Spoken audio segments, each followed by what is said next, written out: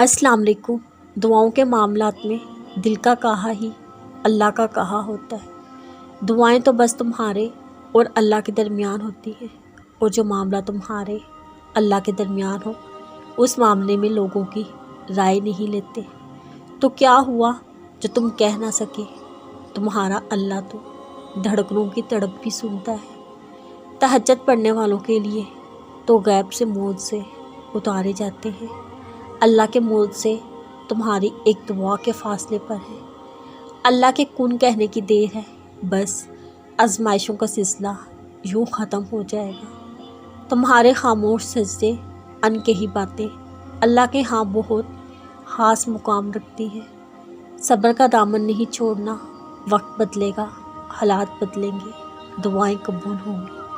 اللہ اس زبان سے نکلی ہوئی کوئی دعا رد نہیں کرتا جو اس کے محبوب صلی اللہ علیہ وسلم پر درود بھیجتی ہے۔ جو رات کو دن میں بدلنے پر قدرت رکھتا ہے، وہ زندگی کے اندھیروں میں اجالے لا بھی سکتا ہے۔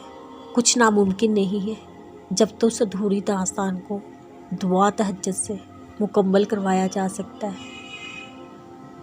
ہر درد اشکوں میں کیسے بیان ہو، کچھ غموں کے مسکرا کے چھپایا بھی جا سکتا ہے۔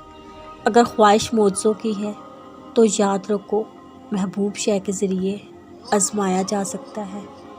یہ تو آغاز محبت کی پہلی چوٹ ہے، اختتام سفر میں دل شفا پا سکتا ہے۔ اگر بچھڑنا آزمائش ہے تو صدائے کن سے معجزے کے ذریعے ملوایا جا سکتا ہے۔ صبر کی حدوں سے آگے بڑھ کر دیکھو، تم بے چین دلوں میں سکون سما سکتا ہے۔ نہیں جانتا دل اللہ کی حکمتیں۔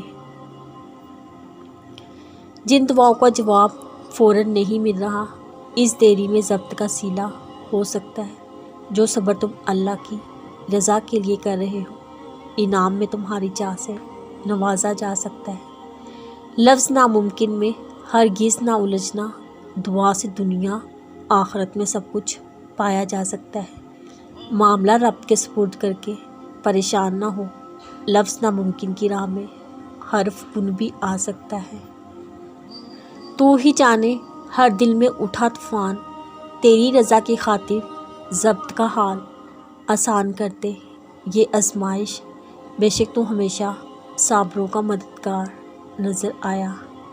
سن لے اس ٹوٹے دل کی ہر صدا، بے بسی میں مانگی ہر دعا۔ اس بکھرے وجود کے ہر ذرے میں مجھے رب بستا نظر آیا۔ تو ہی بس رحمان ہے، رحم فرما دے۔